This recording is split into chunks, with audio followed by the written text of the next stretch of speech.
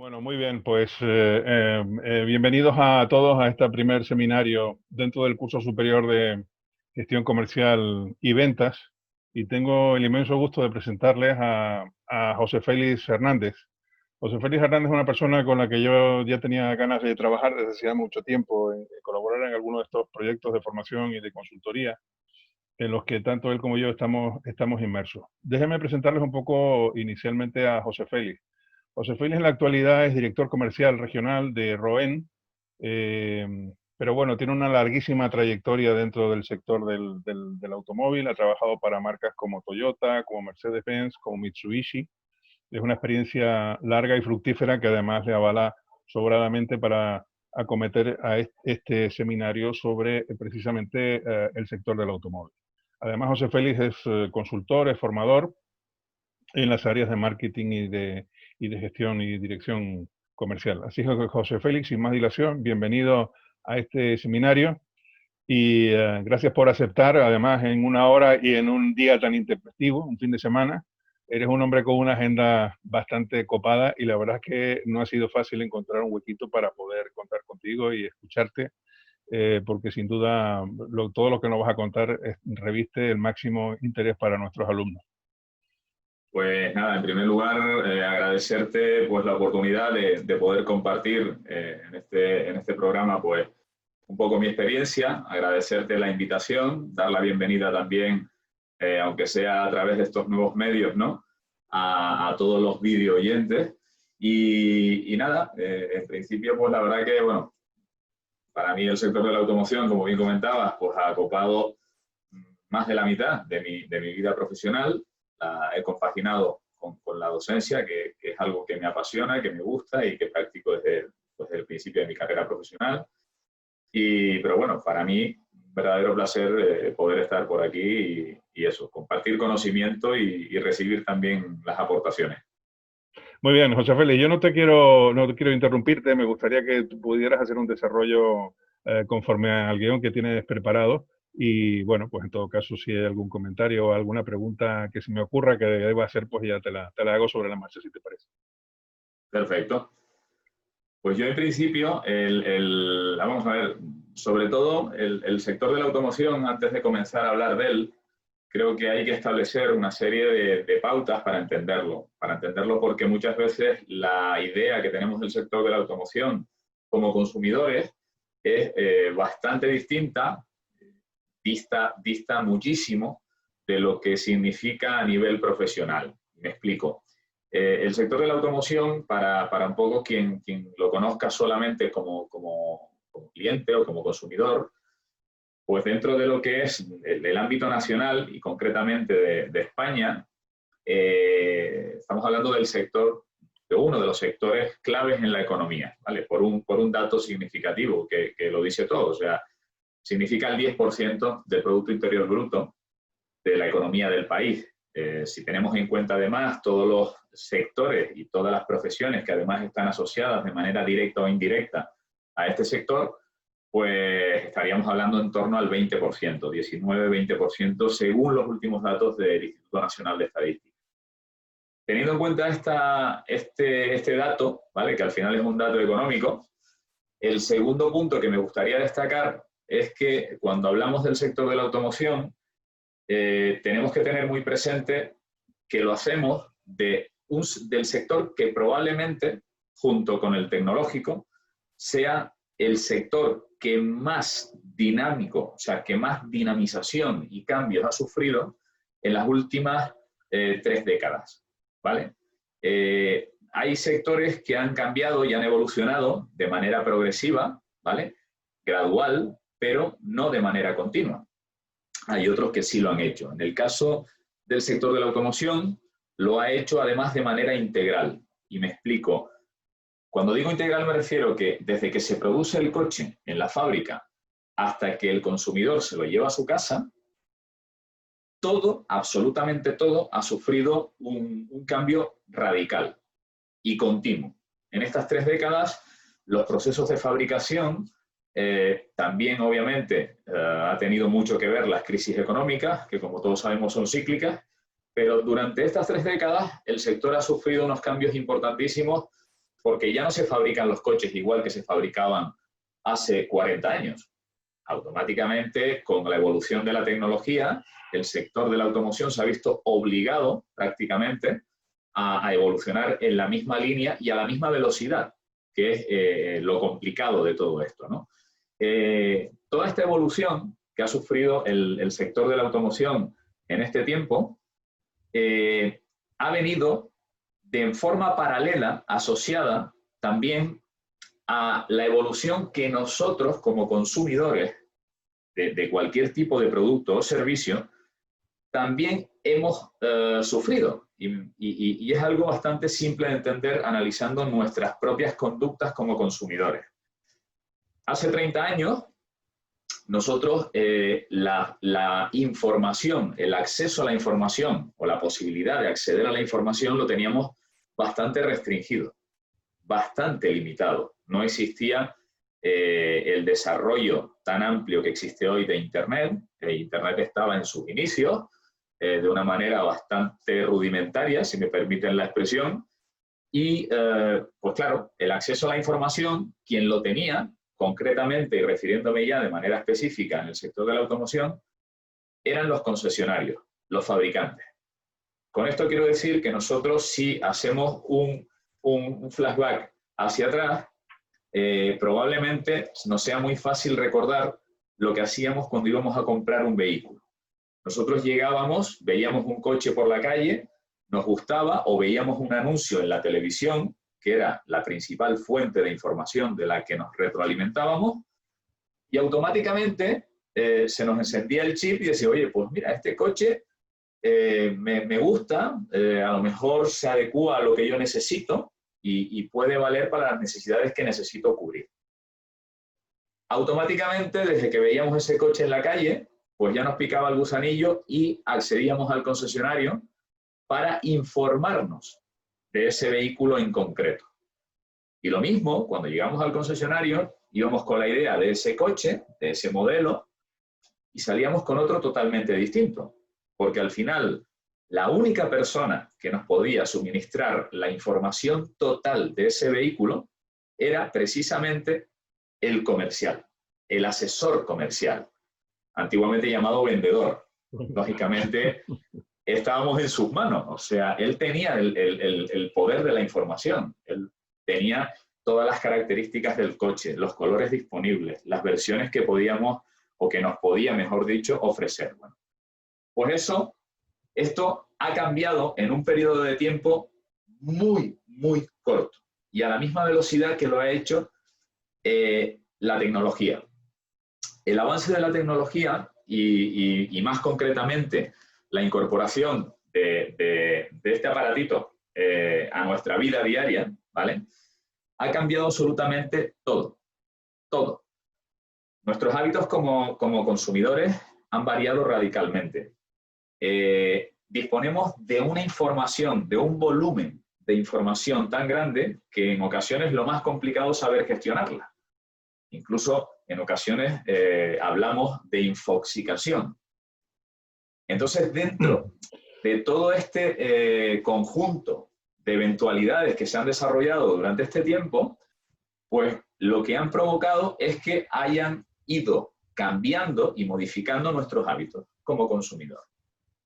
Nosotros, si antiguamente íbamos al concesionario para que nos suministraran la información de un vehículo en concreto, ahora lo que hacemos es que nosotros accedemos a toda la información porque la tenemos a un golpe de clic. En este caso, a un golpe de dedo. Ya ni siquiera clic porque los ordenadores de sobremesa, incluso ya muchos domicilios están cogiendo polvo. O sea, que imagínense cómo ha cambiado, ¿no? La rapidez con la que ha evolucionado la tecnología ha sido tan rápida y tan brutal que ni siquiera nosotros, como consumidores, nos hemos dado cuenta de los cambios y la adaptación que hemos ido teniendo. Ahí, si dibujásemos una línea temporal de la velocidad y de los cambios tecnológicos que se han dado en un periodo de 15 años, nos podríamos dar cuenta, partiendo desde la imprenta, ¿vale? Me retrotraigo a más de un siglo atrás,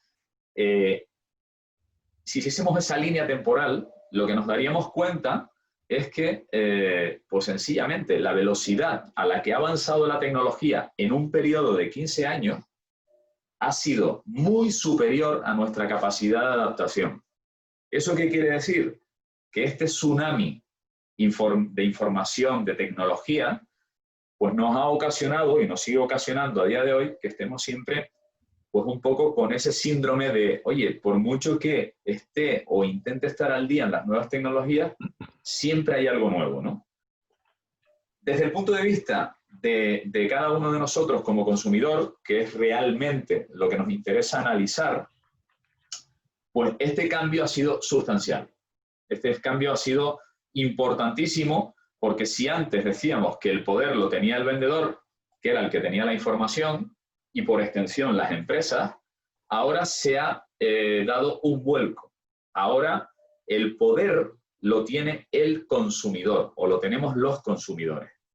Nosotros hemos pasado de ser sencillos consumidores, valga la redundancia, de la información que nos suministraba un asesor comercial, a nosotros tener más información que el mismo vendedor. Por lo tanto, hemos pasado a tener una posición de poder en relación a lo que sucedía hace 20 o 30 años.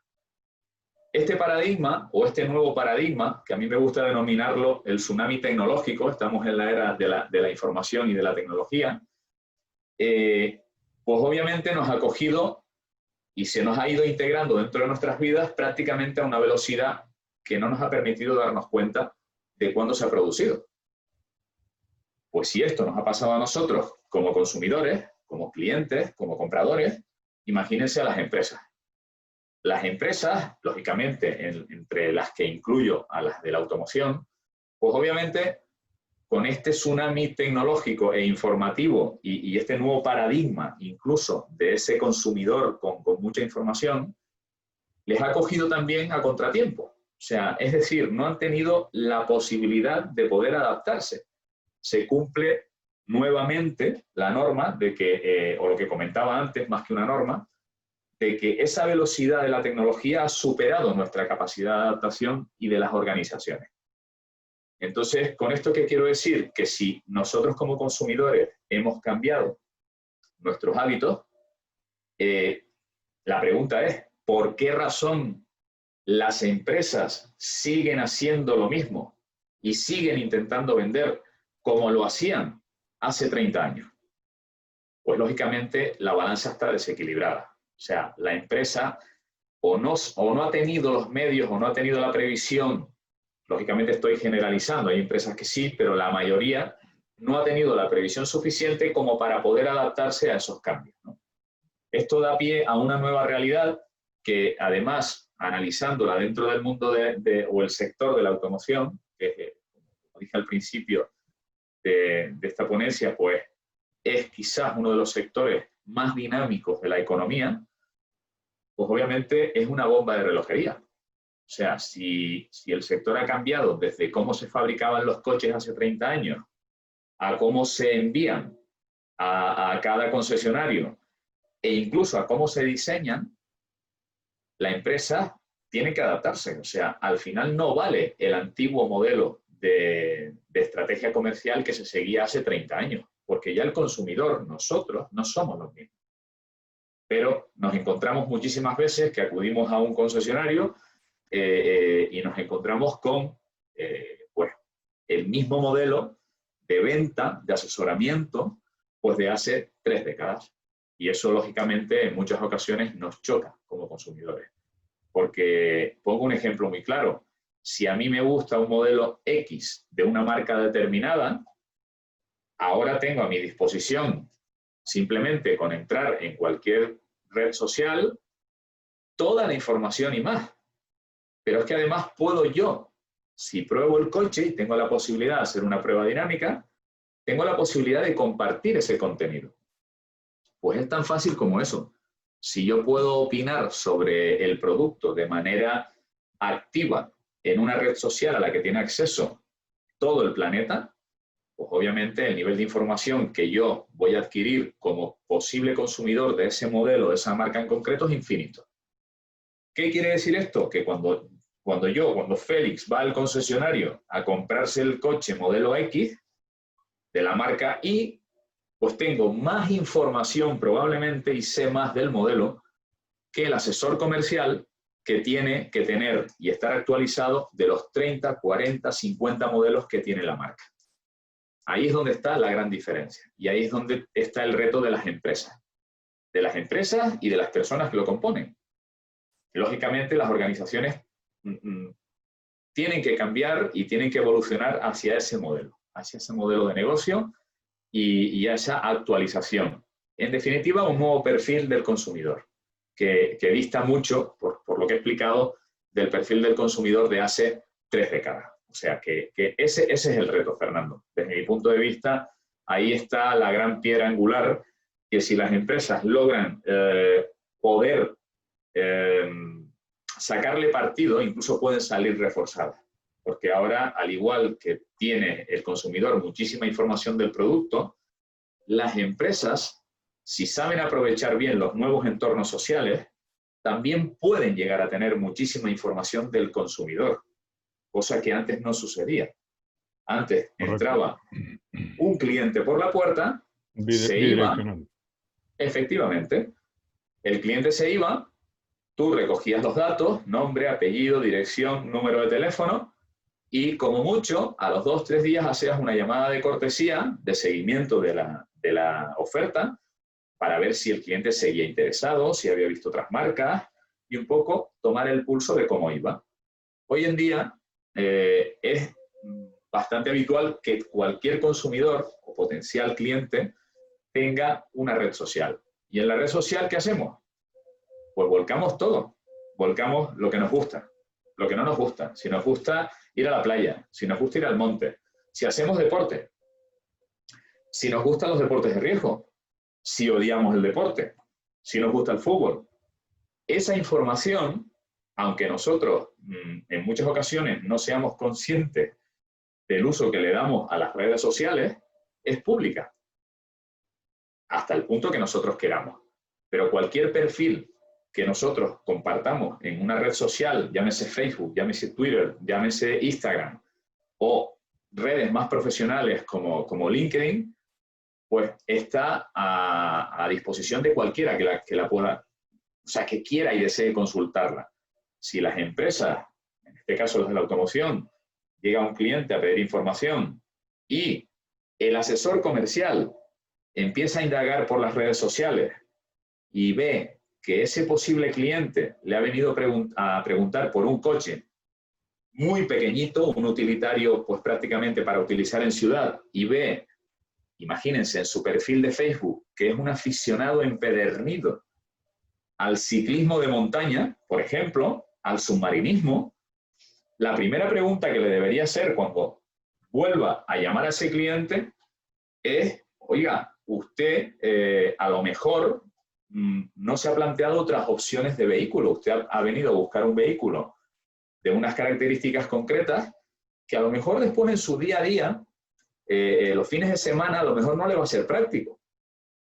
Lógicamente, ya nosotros hemos investigado y sabemos que ese señor, pues si se va a comprar un coche muy chiquitito, voy a hablar de una marca, un Smart, pues hombre, poner una piragua en un Smart, bueno, sí, se podría hacer.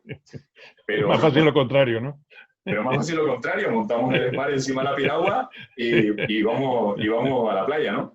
Pues un ejemplo tan simple como ese nos viene a dar un poco la pauta o esa norma que yo creo que las empresas hoy en día, quizás por desconocimiento, quizás por la velocidad a la que ha avanzado todo esto, pues quizás están un poco atrasadas y un poco no les ha dado tiempo de adaptarse, ¿no?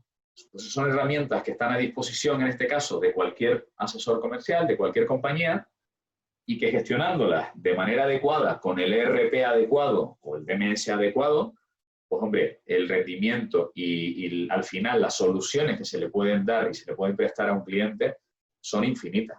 Por lo tanto, al igual que tenemos el hándicap o los que estamos en el sector de estar siempre evolucionando porque es muy dinámico, también se nos abre un abanico de oportunidades absolutamente inmenso, que en este caso está en la mano de cada compañía o de cada profesional aprovecharlo. Oye, José Félix, hablando un poco de eso, del papel del vendedor, arrimando el asco a nuestra sardina.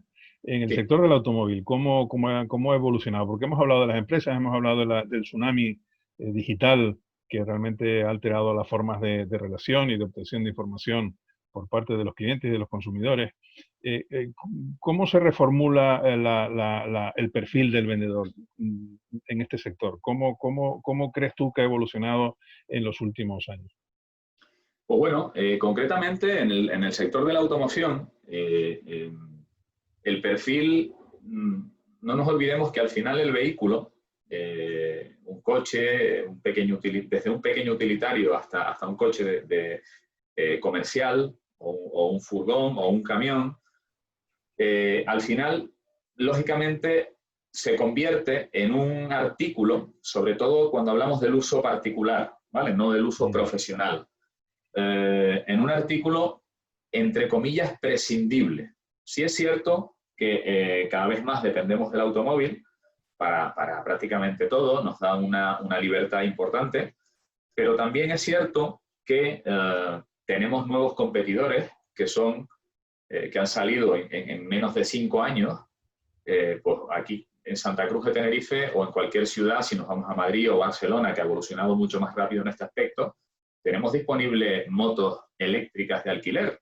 La cojo aquí, o coche, la cojo en Castellana y me voy a lo mejor a cualquier otra parte, voy al Bernabéu y lo dejo allí y me olvido. No tengo que buscar aparcamiento, voy con el móvil, lo contrato, lo pago por el móvil y pago por uso.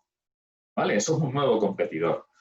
Obviamente, esta realidad no existía hace 30 años y la evolución, como me estás preguntando, del comercial, pues obviamente ha tenido también que tener en cuenta esta nueva entrada de competidores.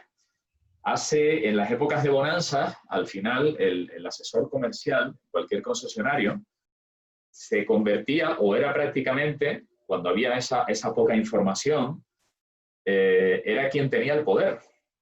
Y al final, prácticamente, despachaba el coche.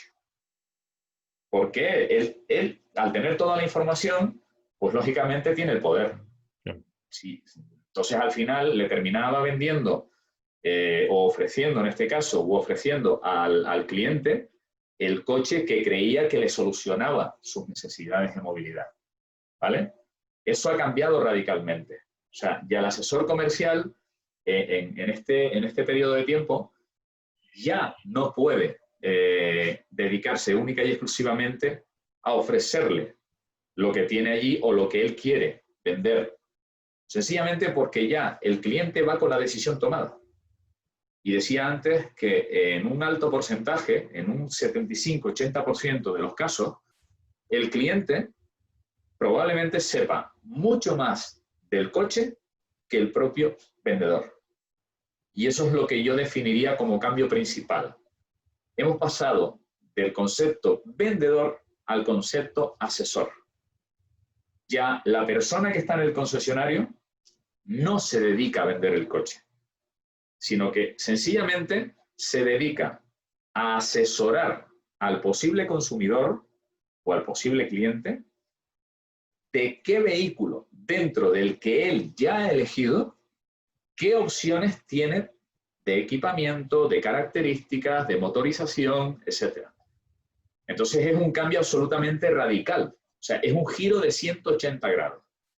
Entonces esa evolución la ha sufrido el asesor comercial en propias carnes. O sea, en propias carnes porque al final incluso hasta la información del propio producto ha cambiado en cómo llegaba al concesionario hace 30 años a cómo llega hoy en día.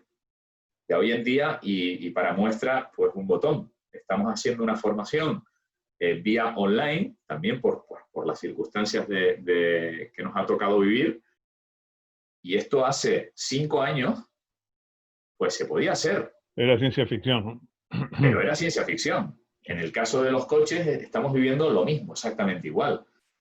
esa evolución y esa información que en este caso, digo, hace 2 o 3 décadas el comercial la obtenía directamente del fabricante a través del concesionario, ya ni siquiera eso. O sea, ahora mismo la información de los nuevos modelos sale mucho antes en cualquier canal de YouTube que incluso el propio fabricante. ¿Cuántas veces hemos visto fotos espías o vídeos del modelo X o del último modelo de la marca, la que sea, y decir, bueno, pero... Claro, y el fabricante dice, bueno, ¿y cuándo me cogieron? Pues nada, ya nosotros como consumidores, como tenemos acceso a esa información, si tenemos pensado comprar ese modelo, ¿qué hacemos? Espera, vamos a esperar, porque acabo de ver un vídeo en el que el coche que sale va a cambiar de modelo y es el que me gusta a mí. Yo quiero el último modelo, el que va a salir dentro de 3 meses o 4. Por lo tanto, imagínate a nivel comercial y de fuerza comercial, pues la inventiva, porque al final los concesionarios tienen un stock y lógicamente, pues ese stock hay que darle salida, ¿no? Y claro, hay veces que, bueno, que no es fácil cuando se anuncia la salida de un modelo y muchas veces no se hace tampoco de manera certera, es decir, a lo mejor vemos un vídeo y el vídeo dice que el modelo va a salir dentro de 3 meses y el modelo va a salir dentro de 1 año y medio. Pero ya la información está lanzada, ¿no? Entonces, esa nueva realidad es con la que nos ha tocado convivir durante todo este tiempo, ¿no? Y sobre todo durante la última década. Muy bien. Hemos hablado de los productos sustitutivos, es decir, una de las cosas a las que insistiremos en este curso con los alumnos es la necesidad de tener un enfoque, valga la redundancia, a las necesidades, ¿no? Entonces, claro, cuando tú tienes ese enfoque a necesidades, te encuentras con que aparecen productos sustitutivos que satisfacen la misma necesidad que tú, con un producto de una naturaleza radicalmente distinta, ¿no? Pero no solamente en el tema de movilidad como concepto, sino también en el concepto de relación de propiedad con el vehículo. Es decir, en eso también está habiendo una revolución importante, ¿no? Sí. Concretamente, en este sector, en el de la automoción, al igual que ha pasado en el sector hotelero o el sector vacacional, ¿vale? Que hemos visto pues, la irrupción de nuevas plataformas como Airbnb, etcétera, también se ha producido un cambio importantísimo, ¿no? No es algo nuevo, ya pasó con Kodak, ¿vale? Todos conocemos el caso, sí. O con Hewlett Packard o con un montón de compañías que conocemos. En el sector de la automoción no iba a ser menos. Lógicamente, las nuevas soluciones de movilidad y como bien indicaba Fernando, ese sentimiento de pertenencia que teníamos ancestral, ¿no? Incluso heredado. Oye, antes no veías la hora de cumplir los 18 para sacar el carnet de conducir y pues intentar acceder al primer coche, que normalmente era o el de un familiar o a lo mejor comprabas uno de segunda mano, ¿no? Pues hasta eso ha cambiado. Hasta esa situación ha cambiado. Primero, ahora mismo, en la actualidad, las opciones de movilidad son bastante más variadas, pero además el acceso a la pertenencia de un coche o de una moto o de cualquier medio de locomoción también lo es. Los concesionarios y las empresas de automoción, ¿qué han hecho? Pues irse adaptando. Y figuras como el renting, como el leasing, que hasta hace 10, 15 años eran más propias de otros sectores que el de la automoción, propiamente dicho, pues hoy en día están plenamente integrados dentro del sector de la automoción. Incluso en estos últimos 6, 7 años se ha dado una situación también particular, y es que el leasing o el renting se asociaba sobre todo a la adquisición de vehículos por las empresas para uso profesional. En algunos casos tenía unas ventajas fiscales y demás, y oye, pues, ¿por qué no aprovecharlas? Pero desde hace 5, 6, 7 años para acá, ya nosotros como consumidores hemos levantado la mano y hemos dicho, oye, que al final, si yo analizo el uso que le doy al coche en horas al día, el coche, el 95% del tiempo, si es para uso particular, está parado, aparcado. Por lo tanto, ¿para qué voy a desembolsar? No olvidemos que la adquisición de un vehículo es la segunda inversión más importante en una familia o de un particular.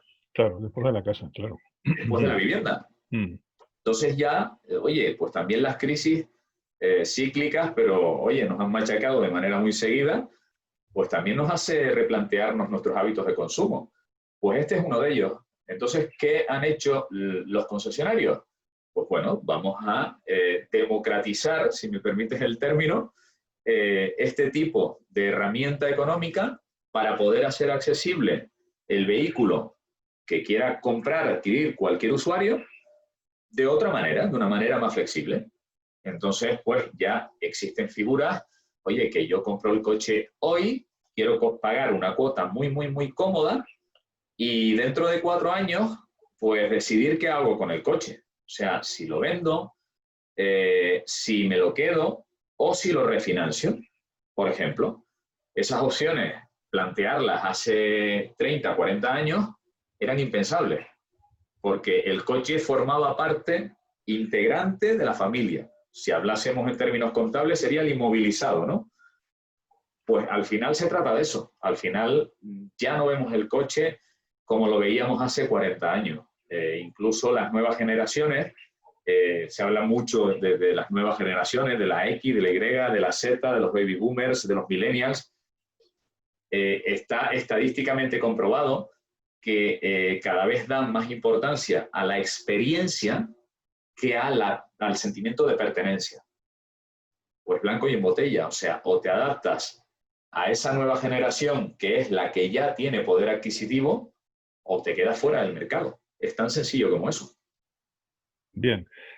No, está claro que ahí está habiendo unos cambios en los hábitos de los clientes verdaderamente brutal. A mí me gustaría que nos comentaras un poco, que hablásemos un poco de emociones y de racionalidad a la hora de adquirir un vehículo.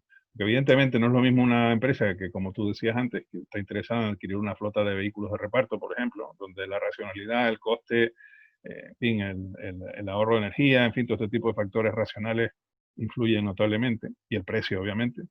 Pero también hay otros factores de tipo emocional. ¿Tú eso cómo lo persigues? Porque yo creo que la venta de un vehículo es emoción pura, desde mi punto de vista, ¿no? Para un particular que quiere, aunque lo quiera como utilitario, digamos que el factor emotivo siempre juega un papel importante, ¿no? Efectivamente, Fernando. O sea, al final, esa es la gran diferencia, ¿no?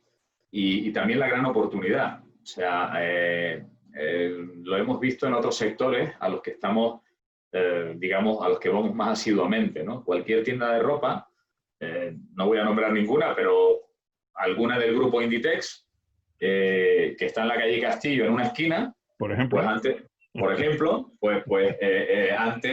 40, 50 o incluso 100 metros antes de llegar, bajando por la calle Castillo, te llega un olor característico, muy agradable, que identifica ya esa tienda y que en nuestro cerebro pues entra de manera directa. Entonces, pues esa clave, o sea, al final la compra de un vehículo, cada vez más, y en este caso con la integración de las nuevas tecnologías dentro del vehículo, pues cada vez más ha adquirido no solo más importancia, sino se ha convertido en el centro de lo que hay que saber gestionar. Al final, el vehículo, lo primero que nos entra por los ojos de un vehículo es el producto en sí. O sea, el coche ha pasado de ser una necesidad locomotriz para convertirse en un elemento que muchas veces adquirimos para obtener, pues oye, un determinado reconocimiento o estatus social, porque es así, y al final, pues muchas veces nos convertimos en ese comprador compulsivo de decir, oye, yo no necesito, yo voy a poner un ejemplo, ahora están de moda los SUV, este tipo de coche que al final es un coche alto y con mayor volumen. Si nos parásemos a analizarlo desde el punto de vista racional, pues más volumen, más peso, la capacidad prácticamente viene a ser muy similar a la de un turismo de gama media, más gasto, más impuestos, ¿realmente necesito ese coche si se trata de una familia monoparental o un solo individuo o dos o una pareja? Pues probablemente no es por necesidad, pero es porque me gusta, porque me parece atractivo el diseño, porque tengo una sensación de falsa seguridad. Y digo falsa porque al final un coche que sea más alto, pues lógicamente es menos seguro que un coche más bajo, en términos de riesgo de vuelco, en accidentes y demás. O sea, al final nos movemos por emociones. O sea, el 80-85% de las decisiones que tomamos son emocionales. Y en el caso de la automoción, en el caso de la compra de un vehículo, muchísimo más. Volvemos a lo que hablábamos antes. Si este elemento, como comerciales, no lo tenemos en cuenta a la hora de ofrecer un producto como es un vehículo, pues hombre, nos estamos perdiendo una gran oportunidad, porque cada vez más los coches vienen adaptados y diseñados para eso. Incluso hasta puntos insospechados, que muchas veces el cliente de a pie no los conoce. Los que llevamos ya muchos años en el sector y hemos tenido la posibilidad y la suerte de estar en las cadenas de fabricación, lo hemos visto in situ. El olor de un coche, ese famoso, es que el coche huele a nuevo, es que me encanta el olor a coche nuevo. Ese olor está diseñado. Ese olor no es al azar. La colocación de determinados elementos dentro de los vehículos. O sea, recordamos los coches de hace 40 años y, claro, es como si le dijéramos, si yo le dijera a mi padre hace 40 años que quería un televisor dentro del coche. O sea, dice, pero a ver, ¿tú qué me estás contando? Pues hoy en día, claro, el diseño de los coches, sin ir más lejos del salpicadero, no se hace como se hacía 15 años o hace 10 años. Ahora, lo primero es que colocan la pantalla, la famosa pantalla táctil, que al final es como un smartphone, como cualquier dispositivo móvil, es lo primero en poner. Y a partir de diseñar las pulgadas de esa pantalla, se diseña el salpicadero. Eso se lo contamos a un ingeniero hace 15 años y bueno. Le da la risa. Le da la risa, efectivamente. Entonces, hoy en día, cualquier consumidor que vaya a comprar un coche, lo primero que pregunta, oye, ¿y el coche tiene CarPlay? ¿Viene con el Android Auto instalado? ¿Qué sistema de sonido trae? Entonces, claro, si nos retrotraemos 2 décadas atrás, oye, pero a ver, el coche no es para moverse, el coche no es para trasladarnos. El coche anda. El coche ya ha pasado a ser otra cosa más, ya es una experiencia, Y esa venta emocional y esa importancia de tener presente este tipo de elementos a la hora de ofrecer un vehículo es una de las claves más importantes. El ejemplo lo tenemos en muchas exposiciones de vehículos que ya no son exposiciones, son auténticos showrooms. De hecho, ya el concepto ha cambiado. O sea, hay algunos conceptos ya avanzados de lo que serán las futuras exposiciones de vehículos en 5 o 10 años. En Gran Canaria hay una, en plena capital, a la que yo, si alguien está interesado, les invitaría a ir para que por lo menos lo vieran. Porque es que al final hay un vehículo nada más en la exposición. El futuro va a ser, en las exposiciones no va a haber vehículos para poder verlos. Van a ser, ya Volvo, por ejemplo, tiene diseñado un sistema que a través de hologramas, nosotros el vehículo que queramos ver y por dentro, por fuera, por donde queramos, se representa a través de un holograma. Entonces le damos al ordenador, ¿qué modelo? Este. Bueno, pues te lo representan ahí. Lógicamente tendrán uno en exposición o más bien en los almacenes para que tú puedas sentarte, para que puedas probarlo. Pero el primer contacto va a ser digital, sencillamente. Totalmente. José Félix, yo no sé si me he cargado la estructura de tu intervención, si con mis preguntas sobre la marcha te he roto el ritmo, pero me gustaría que pudiésemos en esta primera parte cerrarla con que nos cuentes un poco cómo se organiza comercialmente los concesionarios de automóviles en base a segmentos de clientes, qué criterios siguen, cómo tienen montado este tema. Bueno, en principio la organización comercial va muy asociada al producto, ¿vale? El producto, los coches de por sí, las familias de vehículos vienen ya categorizadas, ¿vale? Está categorizada por segmentos, igual que se hace en cualquier estudio en cualquier plan de marketing, pues ya los vehículos vienen segmentados y clasificados pues por esas categorías, que en este caso son segmentos, ¿vale? Los coches más chiquititos vienen en un segmento, los que son un poquito más grandes en otro, y vienen perfectamente categorizados. Lo que es la organización entiendo que me preguntas sobre todo cómo y a quién dirigir cada producto. Sí, cómo se organiza el área comercial en función del mercado al que se dirige. O sea, por ejemplo, Vale. el tema de flotas lo atiende el mismo vendedor que atiende al consumidor o al cliente particular. ¿Cómo está organizado eso?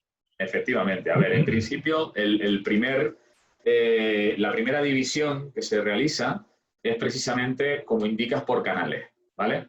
Hay una diferenciación muy clara en lo que es el canal particular, por un lado, a lo que es el canal flotas, hablamos de rentacares, básicamente, y lo que es el canal profesional, ¿vale? Estaríamos hablando de ventas a empresas, vehículos que, como bien indicabas hace unos minutos, entran otros elementos de decisión. Ahí es muy importante el precio, el coste. Al final es una herramienta de trabajo que va a integrar la organización, ¿no? Esa clasificación, cada vendedor, incluso yo añadiría una más, que es el vehículo de ocasión o el vehículo usado, ¿vale? Entraría dentro de esa división. Serían esas 4 categorías: el canal particular, el profesional, en este caso el de flotas, y el de usado. Correcto. Cada asesor comercial se especializa en un área, ¿vale? En un segmento, porque son como unidades de negocio totalmente distintas. Aunque parezca curioso, al final estamos hablando de coches, ¿vale? O de cualquier otro medio, de motocicletas, pero están destinadas a un cliente objetivo totalmente distinto y con unas necesidades muy diferentes, ¿vale? Correcto. Por lo tanto, cada uno se especializa precisamente en ese canal, ¿vale? Por poner un ejemplo más ilustrativo, el vehículo de ocasión. El vehículo de ocasión se ha convertido en una de las unidades de negocio más importantes para los concesionarios, por una razón muy sencilla. Si, por ejemplo, tú, Fernando, tienes la idea de cambiar de vehículo, el primer problema que se te plantea, ¿qué hago con mi coche actual? Mira, pues una de dos: o lo vendo por mi cuenta, o me quito problemas y llego al concesionario, y si el concesionario me da la opción de valorarlo y la tasación me parece adecuada, pues oye, yo me desentiendo. Y no estoy con problemas de que si lo vendo a nivel particular le tengo que ofrecer una garantía, etcétera, ¿vale? Ese canal, al final, la persona o el asesor comercial que se especialice en ese segmento, obviamente no solamente va a tener que saber de todas las marcas y de todos los modelos, sino que además tiene que tener la experiencia y la capacidad necesaria de detectar, como es un vehículo usado, cualquier posible problema técnico o mecánico que tenga el vehículo en una primera inspección, que es prácticamente visual, y una prueba en carretera. Lógicamente, cuando se recoge un vehículo, se hace una primera valoración, pues que es de, pues, oye, cómo está de chapa, si tiene roces, si no tiene roces, y en la prueba en carretera, pues si se detecta una falta de potencia, algún ruido, el estado de los neumáticos, este tipo de cosas. Y después se hace una revisión un poco más en profundidad, ¿vale? Pero es solamente un ejemplo. El caso del vendedor de flotas, pues obviamente es un vendedor que probablemente no venda una unidad, sino que en una operación cierre, por norma general, más de 5 unidades. Lógicamente, ese cliente tiene otras necesidades. El cliente del canal particular, pues básicamente se limita a lo que conocemos el vendedor o el asesor comercial de exposición. Pues, lógicamente, cada uno orienta, pues en este caso el producto, pues hacia ese cliente objetivo, hacia ese target que en principio va dirigido el producto. Esa es un poco, a grosso modo, la organización comercial dentro de cualquier concesionario. Muy bien. Bueno, pues cuéntanos un poco cuáles son las características de ese nuevo ADN. Por ejemplo, no sé, hablar un poco del dominio de las nuevas tecnologías, cómo las utilizan, cómo las aprovechan, etcétera. Perfecto. En principio, el proceso de compra, dentro de todos los cambios que hemos ido, de los que hemos sido protagonistas, pues obviamente se han producido básicamente porque al final la manera de comunicarnos ha cambiado. O sea, sencillamente, digamos que nosotros estábamos siempre emitiendo en una frecuencia y esa frecuencia ahora se ha amplificado. Antes nos comunicábamos de manera presencial, pues yendo a un concesionario o pidiendo la información directamente al vendedor, y ahora hay muchas plataformas y otros medios para poder hacerlo. Como ese proceso al final, desde el punto de vista comercial, lo tenemos que enfocar al proceso de venta, pues al final, si nosotros tenemos claro que la forma de comunicarnos ha cambiado, si hay un emisor y hay un receptor, pues si esto ha cambiado, para estar en la misma frecuencia o nos adaptamos o directamente no vamos a llegar, ¿vale? Cuando nosotros emitimos en una frecuencia y la persona que lo recibe, que es el posible cliente, está en otra, pues obviamente no se produce ningún tipo de contacto, ¿no? Pues un poco voy a hablar de eso, ¿no? De cómo esa comunicación entre el emisor y el receptor, cómo ha cambiado, debido a qué y cómo afrontarlo, básicamente, ¿vale? Muy bien, adelante.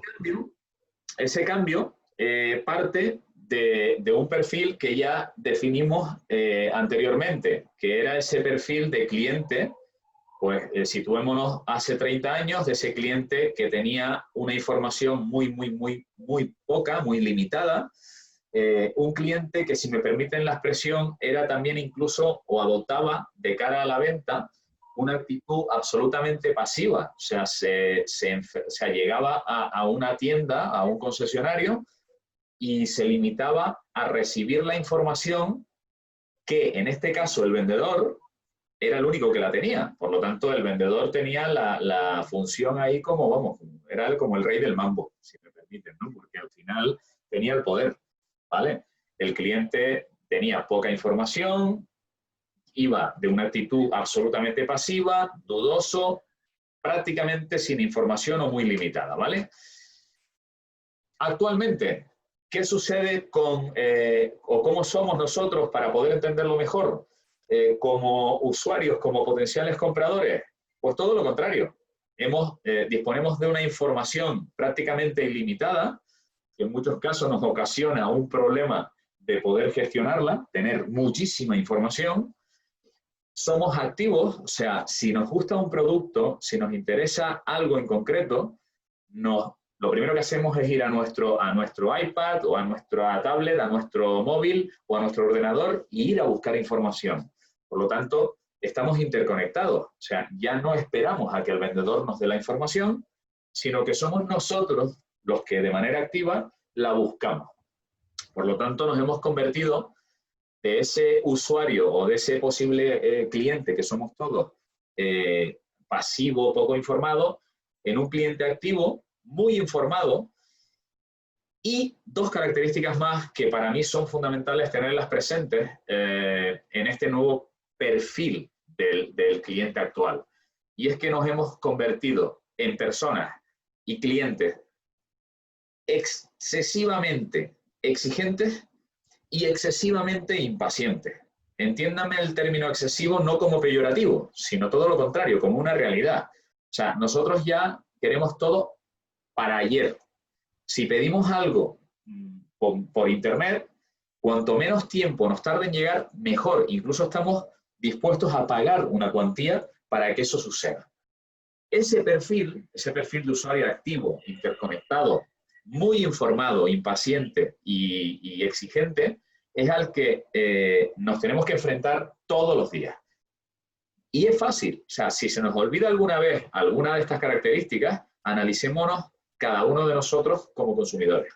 Es muy sencillo, porque al final todos somos consumidores, ¿de acuerdo?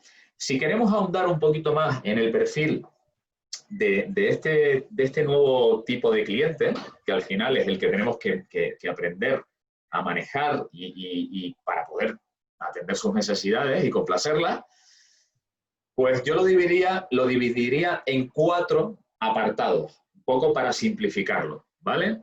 Las características que di antes, al final, se traducen en que el nuevo cliente es un cliente que tiene mucha información para decidir, quizás en algunos casos muchísima y excesiva, llega incluso a llegar confundido, ¿vale? Se nos dan muchas veces en los concesionarios que viene el cliente y viene absolutamente con mucha información, pero no la tiene ordenada, ¿vale? No la tiene clasificada y eso obviamente le llega a paralizarse. O sea, llega un momento en el que no toma la decisión porque tiene una inseguridad manifiesta, ¿vale? Por otro lado, una segunda característica es que este cliente, este nuevo tipo de cliente, está a un solo clic o incluso ya adaptando las nuevas plataformas a un movimiento del dedo de la competencia. Es decir, si nosotros no atendemos y no llegamos a ese cliente de la manera más adecuada para poder solucionar sus problemas, él, con entrar en su móvil y poner en Google cualquier otra referencia, ya lo tiene a disposición. La competencia está al lado, está a un golpe de clic, ¿vale? Por otro lado, quien tiene la capacidad, o sea, a día de hoy, de ese control de interacción, ya no es el vendedor. Yo no tengo la capacidad de que ese cliente se me vaya a la competencia, porque automáticamente que salga por la puerta del concesionario, si no he logrado llegar a entender sus necesidades y poder complacerlas, él con coger el móvil ya lo tiene. O sea, yo he perdido ese control. Antes sí se tenía. Antes se podía ir al concesionario de al lado, pero lógicamente no era tan fácil como ahora con el móvil, ¿vale? Y por último, un último apartado, que es quizás uno de los más relevantes y más novedosos, es que el cliente no solamente se ha convertido en el que tiene el poder de la información, sino que además la produce. Y me explico. Cualquiera de nosotros, si vamos a un hotel en vacaciones y no nos gusta ese hotel, nos han atendido mal, la habitación estaba sucia, la comida no era demasiado buena, ¿qué es lo que hacemos cuando estamos en el hotel o cuando nos vamos? Pues quejarnos, irnos a la plataforma correspondiente en Internet, donde incluso probablemente hayamos hecho la reserva, y dejar nuestra opinión. ¿Qué significa? Que el cliente, nosotros, ya no solamente nos hemos convertido en consumidores, sino nos hemos convertido en productor de contenido para esas plataformas. Es decir, opinamos y lo hacemos de manera pública y manifiesta. Y esto es importante tenerlo muy, muy presente. Hoy en día, no poder atender a un cliente debidamente o no satisfacer sus necesidades y meter la pata hasta el fondo, no es algo que quede puertas adentro de nuestro negocio, sino que automáticamente que salga, el componer una opinión en Internet, en cualquier red social, llega a todo Dios. Esa opinión es pública. Antes, pues bueno, sí, antes llegabas a tu casa, te quejabas con tu pareja, con tu amigo, con tu primo, con tu suegro, vale, pero quedaba en ese círculo. Ahora no, ¿vale? Y esto es importante tenerlo muy en cuenta. Digamos que las redes sociales y los nuevos entornos pues han cambiado el paradigma de la venta hasta ese punto, ¿vale? Al final hablamos de la comunicación, ¿vale? Estas nuevas tecnologías, al final, lo que hacen es que de un simple mensaje que antes se daba en un entorno prácticamente privado, ¿vale? Que era el entorno donde se desarrollaba la venta, ahora se convierte en una conversación abierta a todo el mundo. y que viaja de manera automática. O sea, esto no es algo que quede en un entorno cerrado, sino que para lo bueno y para lo malo se va a extender, ¿de acuerdo? Ese boca a boca o ese conocido también como el buzz marketing, ¿no? Pues lo que hace es precisamente que este nuevo entorno pues permita que esas opiniones salgan a la luz. Entonces, obviamente, pues es bastante complejo el poder manejarlo. O sea, en poco tiempo, una opinión negativa resulta que se convierte en una opinión pública, manifiesta, y que nos Viral, puede... que te está matando, claro. Exactamente, o sea, al final nos convierte en algo que dice, oye Dios, he metido la pata, lo tengo que corregir pronto porque si no se va a enterar aquí todo Dios. O sea, es así de sencillo, ¿no? Al final hemos pasado, con este ejemplo, lo que quería un poco exponer es que hemos pasado de un extremo prácticamente al otro. O sea, de un paradigma de la venta, cuando hablamos de un cambio en la forma de vender, no solamente intervenimos nosotros, que somos los protagonistas como comerciales, sino que en este caso el consumidor es el que tiene el poder y el que tiene acceso a cualquier red social y publicarlo y manifestarlo, tanto su contento o su satisfacción, mejor dicho, como su insatisfacción. Si se queda descontento, lo publica y lo airea a los cuatro vientos. O sea que tengámoslo muy en cuenta porque al final este tipo de cosas las empresas, las organizaciones también tienen que tenerlo en cuenta a la hora de tener presencia, ¿vale? De saber un poco controlar esta reputación en redes sociales, sobre todo. Y a mí me gusta resumir todo esto en una frase. O sea, al final no estamos en un cambio, en una época de cambios, en una época en la que se estén sucediendo muchos cambios. Estamos en un tiempo en el que el cambio es mucho más grande. Estamos en un cambio de era, directamente, no en una era en la que se estén produciendo cambios. Entonces, este paradigma o este nuevo paradigma de la venta va mucho más allá de las relaciones humanas. Aquí intervienen otros protagonistas, que son las redes sociales, son los medios, es la manera en la que nos comunicamos y al final afecta a todo el proceso, ¿vale? Por lo tanto, tenemos que tener claro que hay una opción, o nos renovamos o directamente desaparecemos, directamente por lo que comentaba al principio. La onda de frecuencia que utilizamos hace 30 años ha cambiado. El consumidor, nosotros hemos cambiado. Si seguimos emitiendo en esa onda antigua, pues digamos que los nuevos interlocutores no nos van a entender, no vamos a llegar. Por lo tanto, no vamos a tener directamente acceso a esas posibilidades. Bien, una cosa que te quería preguntar, Félix. ¿Cómo ves tú el tema de la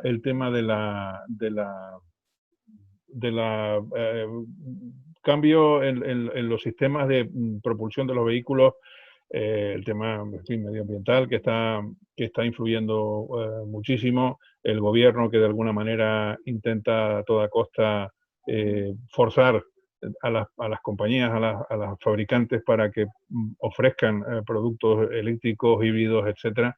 Esto es un cambio evidentemente forzado, no va a ser un cambio natural, pero el cambio viene, es evidente. Sí. Esto ¿cómo lo está enfocando la industria, el sector? ¿Cómo lo ves? ¿Cómo ves tú el futuro del sector del automóvil en este sentido?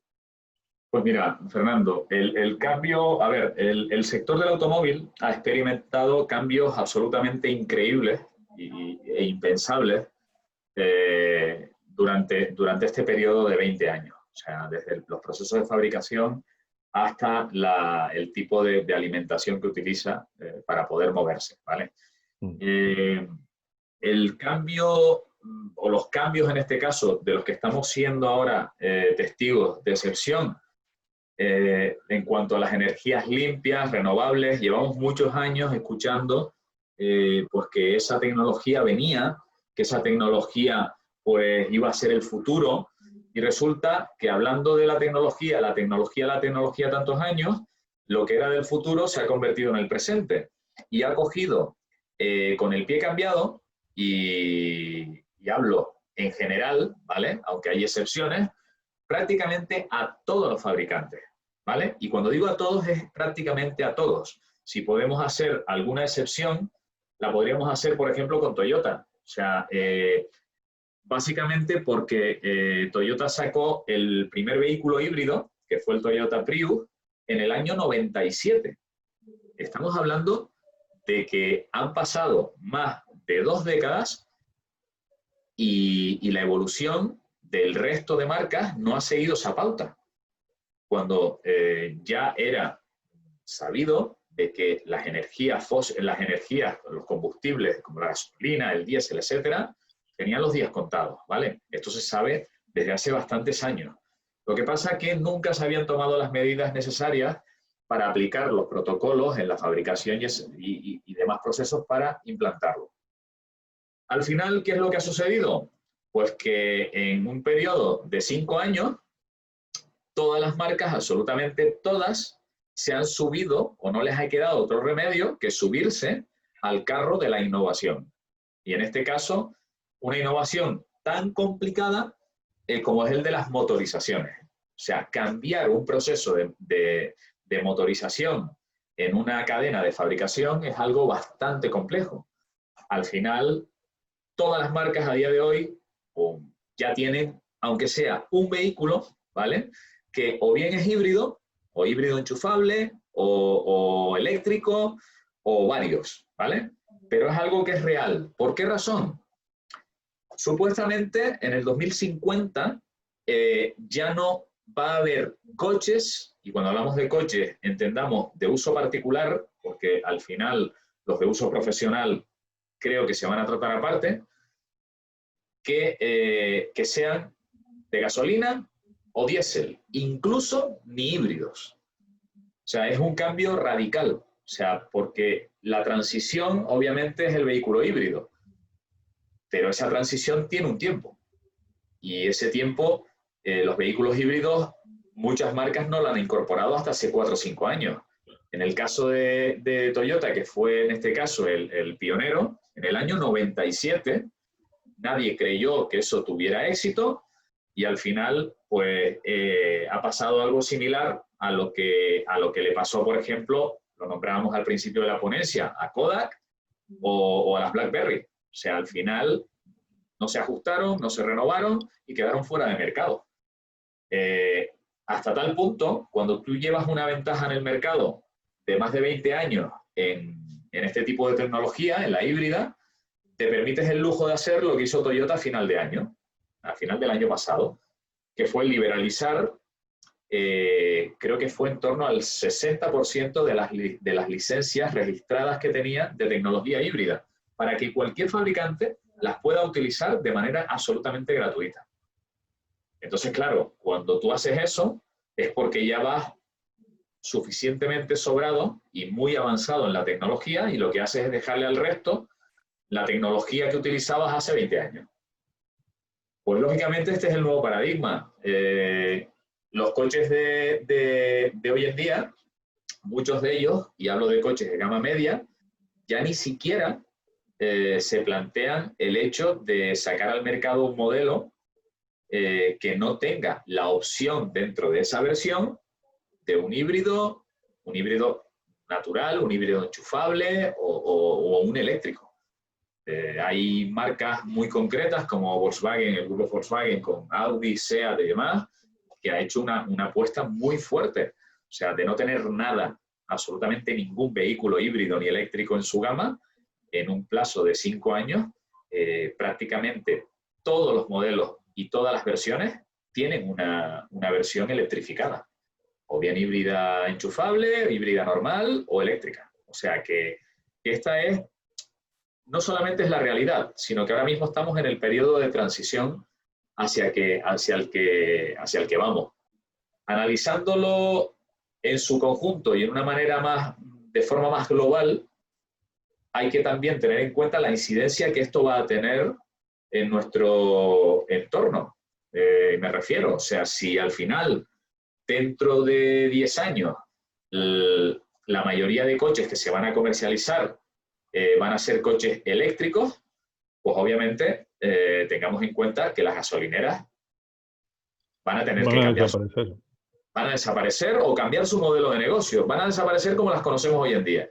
Ya tenemos algún ejemplo de las electrolineras, ¿no? O sea, al final no tienen surtidores de diésel o de gasoil, o de gasolina, perdón, sino que ya solamente tienen dispensadores o suministradores eléctricos para poder, cargadores para poder atender esa demanda. O sea que por ahí van los tiros. O sea, es algo que ya está establecido y en mi opinión estamos en un periodo de transición. O sea que veremos cada vez más coches eléctricos enchufados. En Santa Cruz cada vez más vemos más pivotes de carga para enchufar. O sea que esto ha llegado no O como sea, por parte del mercado, ¿vas notando demanda, una mayor demanda de este tipo de productos o todavía va muy lento, muy remolón? En fin, ¿cómo lo ves? al final el mercado, pues como todo esto ha llegado de manera muy rápida, pues hay muchas dudas todavía en el consumidor en cuanto a este tipo de tecnología, ¿vale? Hay todavía gente que no sabe que la diferencia entre un híbrido puro o un híbrido enchufable o un eléctrico. Entonces, la gente, por ejemplo, piensa que todos los híbridos hay que enchufarlos, por poner un ejemplo, y no es así. Entonces, hay mucha información, pero hay al mismo tiempo muchísima confusión porque todo esto ha sido una avalancha. O sea, esto ha sido en un periodo muy cortito de tiempo y la velocidad a la que ha avanzado o se ha integrado esa tecnología en el mercado ha sido muchísimo más rápida a la capacidad de adaptación y de absorción de conocimiento por parte del consumidor. Pero sí es cierto que cada vez más el cliente cuando viene al concesionario lo que hace es directamente, lo primero que te pregunta, oye, vengo a buscar este modelo. Y normalmente lo siguiente que te pregunta, oye, este modelo lo tienes en versión híbrida, eléctrica. A lo mejor en muchas ocasiones saben lo que preguntan, pero en muchas otras lo preguntan porque les suenan y saben perfectamente que si tienen la opción de comprar un híbrido o un eléctrico, pues oye, por lo menos la van a evaluar. Eso antes era impensable. El problema que tienen hoy en día la mayoría de eléctricos, cada vez menos, es por un lado la autonomía, que todavía el coste de las baterías es muy alto, es decir, para comprar un vehículo hoy en día con una autonomía similar a la que tiene un vehículo de combustión, en eléctrico me refiero, nos tenemos que ir a precios muy elevados. O sea, para ir a un vehículo, un coche normal de combustión tiene una autonomía media de unos 600 kilómetros aproximadamente, como media. Hay algunos que van hasta los 900. Para irnos a algo similar en el segmento de los eléctricos, pues estamos hablando que partimos de modelos de 45, 50 mil euros. Entonces, y no todos los fabricantes. Ahora mismo, quien único ha desarrollado una batería muy potente para poder afrontar esa similitud en cuanto a autonomía, pues son los Tesla. Y claro, ya... Si no es un vehículo que esté al alcance de cualquiera, claro. Efectivamente. Entonces, ahora mismo estamos en un periodo de transición hasta que ese coste no baje y la autonomía de los eléctricos sea muchísimo más amplia, pues es una limitación importante. Y otra fundamental, sigue sin haber los suficientes puntos de recarga. Después hay que tener en cuenta que, sin irnos más lejos, si nos centramos, por ejemplo, en una isla como Tenerife, en la que la orografía no ayuda, es decir, el consumo, cuando vas por una cuesta del 15% de desnivel, es muchísimo superior, muy superior a cuando vas en recta. Obviamente, con un eléctrico, hoy en día, aquí en Tenerife, si tiene una autonomía de 300 kilómetros teóricos, pues te planteas darte la vuelta a la isla, porque lo primero que tienes que mirar es si donde vas a llegar, primero, cuánto te consume y segundo, si hay puntos de recarga para evitar quedarte tirado, básicamente, ¿no? ¿Y cuánto tarda en cargar? Claro, esa es otra, ¿no? Efectivamente, el tipo de cargador. Hay cargadores rápidos y hay cargadores que a lo mejor para hacer una carga completa, el coche tiene que estar 3 horas conectado. O sea, no es un repostaje como ir a la gasolinera, que son 3 minutos. Entonces, todo eso hay que tenerlo en cuenta. Digamos que ha llegado de golpe, de golpe y porrazo, como se suele decir, pero está en un periodo de transición. O sea, pero sí es cierto que los clientes cada vez más se interesan por esta tecnología, porque sí o sí es el futuro inmediato. O sea que cada vez más nos acostumbraremos a ir por la calle y que nos pase un coche sin oírlo, porque al final no genera ruido, no genera combustión, por lo tanto, cero emisiones, o sea, cero emisiones a la hora de circular. Claro. José Félix, hace unos días leí un artículo, bueno, hace más de unos días, realmente hace tiempo ya, pero leí un artículo sobre el impacto que puede tener en Estados Unidos el desarrollo de los camiones robotizados. Quiero decir que es un tema que está cada vez más sobre el tapete. Precisamente Mercedes creo que es una de las pioneras en este tema y está desarrollando ya camiones que no necesitan conductor. Esto está teniendo un impacto o va a tener un impacto muy importante en restaurantes de carretera, en los famosos sitios donde se paran los camioneros, que la gente dice que es donde hay que pararse porque es donde se come bien, ¿no? Sí. Este tipo de cosas que se comentan, pero que en Estados Unidos, pues bueno, los moteles, toda esa industria, digamos, auxiliar montada en torno al mundo del transporte por carretera, en camiones, está en solfa, ¿no? O sea, está en serio peligro. Y son, bueno, las cifras no las recuerdo, pero estábamos hablando de posibles desempleos del orden de 3 millones de personas en todo un país como Estados Unidos. Tú esto ¿cómo lo ves? Porque al fin y al cabo seguimos hablando del sector de automoción, se está hablando cada vez más de los coches autónomos, de hecho en la actualidad los coches están, digamos, categorizados por niveles de autonomía en su manera de conducirlos, y la tendencia lógica es que desaparezca el conductor y que sea el propio vehículo el que tome decisiones, ¿no? Eso también marca el futuro del sector, ¿no? Y es interesante saber tu opinión al respecto y cuánto tiempo estimas que podemos estar viendo ya coches autónomos en nuestras carreteras, ¿no? Bueno, al final, dentro de los grandes cambios que ha sufrido la industria de la automoción, pues obviamente está ¿no? Y este es quizás el más que podemos catalogar como de ciencia ficción. O sea, si nos trasladamos a 2-3 décadas atrás. El gran cambio es la conducción autónoma. Lógicamente, la integración, la digitalización y la integración de toda esa tecnología dentro de los coches, pues ha cambiado absolutamente todo.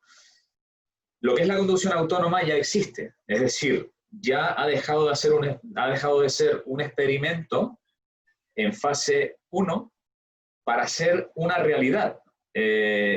Casi todos los vehículos hoy en día, o casi todas las versiones de gama media alta, ya tienen la opción de conducción semiautónoma. El tema es que, como ha pasado en muchísimas ocasiones, la tecnología ha llegado más rápido que el marco legal para poder controlarla y para poder, en este caso, aplicarla.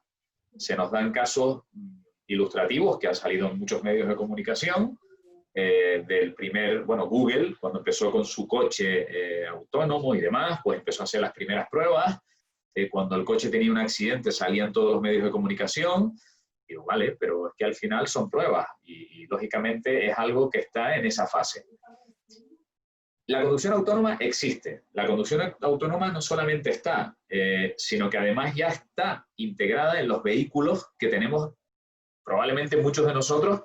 Lo que pasa es que todavía, lógicamente, ese paradigma de que cómo que me subo en el coche y el coche es el que me va a llevar y yo no tengo que conducir. A ver, esto yo calculo que hacer una previsión es arriesgarnos a equivocarnos, pero yo creo que al ritmo que va la investigación, las pruebas que se realizan y los modelos que ya están en el mercado, que aparcan solos simplemente con el mando. Con el mando ya aparcas el coche, no te hace falta, o con el smartphone. Pues 10, 15, 20 años. Otra cosa es que la democratización del uso de este tipo de vehículos se produzca en ese tiempo, porque al final ahí sí que dependemos de que el marco legal se adapte a nivel mundial, pues de la misma manera y a la misma velocidad. Pero vamos, que va a llegar, no, es que ya está, ya lo tenemos. O sea que al final, si hablamos de que el caso que ponías de los moteles de carreteras, de las áreas de descanso, etcétera, pues hacemos el símil a las gasolineras. Van a tener que cambiar su modelo de negocio, lógicamente.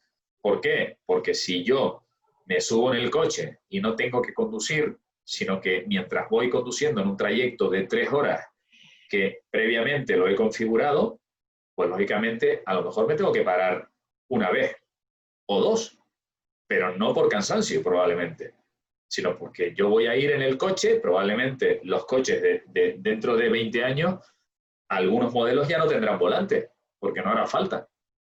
Por lo tanto, Claro. me parezca un poco disparate, pero vamos a eso. Al final, a lo mejor la gestión que hacemos de la dirección del coche, si la queremos hacer nosotros, porque a lo mejor lo más probable es que nos dé esa opción, no la haremos con el volante, la haremos con la vista seguramente.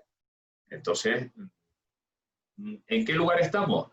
En un cambio constante y en una evolución constante que ya es una realidad. O sea, ya lo tenemos, es una realidad. Y si hace 15 años yo le digo a cualquiera a mi abuelo o a mi abuela, no, mira, que es que el coche aparca solo. Pues bueno, ya eso es normal. En cualquier modelo lo trae integrado. O sea, que le das al botón y apretando el acelerador y el freno, el coche aparca por nosotros. Por lo tanto, ya es algo que está. Pero va a suponer un cambio importante. O sea, que las nuevas generaciones probablemente ya cuando vean un coche con volante, pues digan, bueno, pues esto ya es un coche de museo. Bueno, nos has transmitido, José Félix, una visión del negocio automotriz realmente apasionante, ¿no? Es decir, son cambios, más que cambios, revoluciones por todos lados, ¿no? En el sistema de relación de propiedad, en el sistema de los sistemas de propulsión, en el tema de lo que estamos hablando, de la posible autonomización de la conducción del automóvil. Es decir, son cambios radicales en todos los sentidos. Y luego ya no hablemos de la forma de vender estos vehículos, ¿no? Un poco dirigiéndote a nuestros alumnos, a los que están haciendo este curso superior, ¿tú cómo te dirigirías a ellos desde el punto de vista de un posible contratador? ¿Consideras que es un sector que va a ofrecer oportunidades importantes a los vendedores en el futuro? ¿Cómo lo ves esto? Pues el sector de la automoción, sin duda, no solamente va a ofrecer muchísimas oportunidades como lo ha hecho hasta el día de hoy, sino que además, como es un sector que por necesidad imperiosa y de naturaleza intrínseca al propio sector, se ha visto en la necesidad de reinventarse continuamente, cuando no es por las crisis económicas, es por la evolución de la tecnología, pues obviamente el sector va a seguir generando, porque de hecho ya se está adaptando a los nuevos hábitos de consumo, como bien explicábamos antes, ¿no? Las posibilidades a nivel laboral dentro del sector no solamente van a seguir existiendo, sino que se van a incrementar. En las fábricas, pues lógicamente los procesos van a cambiar. No sé, los coches ya no se van a fabricar de la misma manera. Ya tenemos ejemplos de impresoras 3D que fabrican un coche. El futuro probablemente habrá que afrontarlo de forma en la que los competidores sean incluso los propios consumidores. O sea, cualquier persona que tenga la posibilidad dentro de X años de disponer de una impresora 3D, se podrá fabricar su coche y a lo mejor vaya al concesionario a comprarse el motor y para que se lo monten. Esto que resulta un poco asombroso o un poco disparatado, es algo que ya se está haciendo. Obviamente, toda esta revolución genera cambios y los está generando de una manera muy rápida. Pero al mismo tiempo que genera cambios, genera nuevas oportunidades. Y nuevas oportunidades en toda la cadena. Como bien digo, desde la fabricación hasta la comercialización. Obviamente, los cambios se van a ir produciendo de manera paulatina, como ha ido sucediendo, pero cada vez más rápido.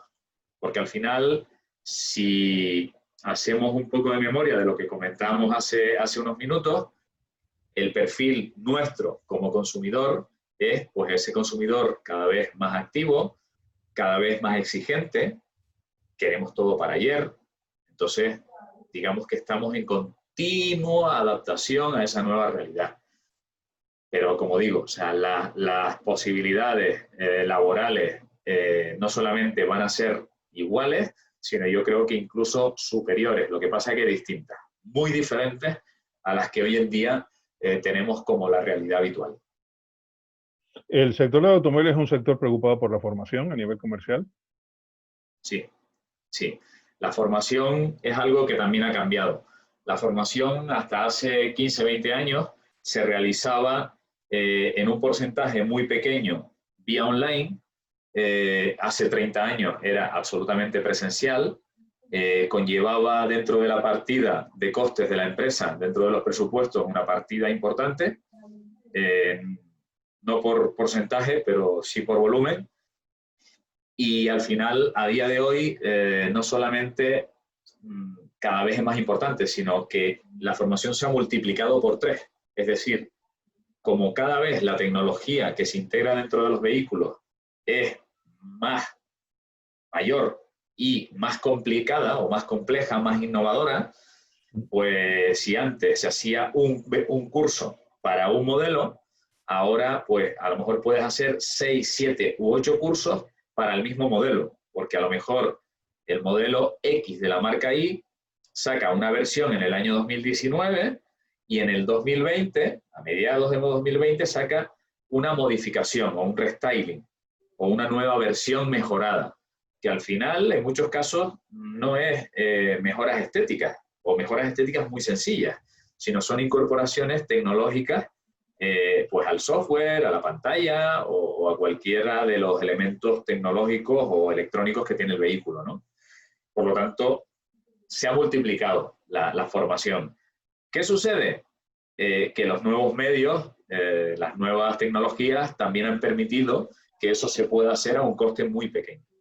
Antes, el hacer una formación o 8 cursos, por poner un ejemplo, de la misma versión, era impensable, porque significaba que tenías que trasladar a todo el equipo comercial, o bien te traías al profesor y daba la formación in situ, pero lógicamente tiene que dedicarle las horas presenciales que quitan de horas de trabajo real, de trabajo en la exposición, o no había otro remedio. Ahora con las nuevas tecnologías, pues puedes estar en la playa y haciendo el curso. O sea que en ese aspecto ha significado una mejora muy, muy, muy importante y a nivel exponencial.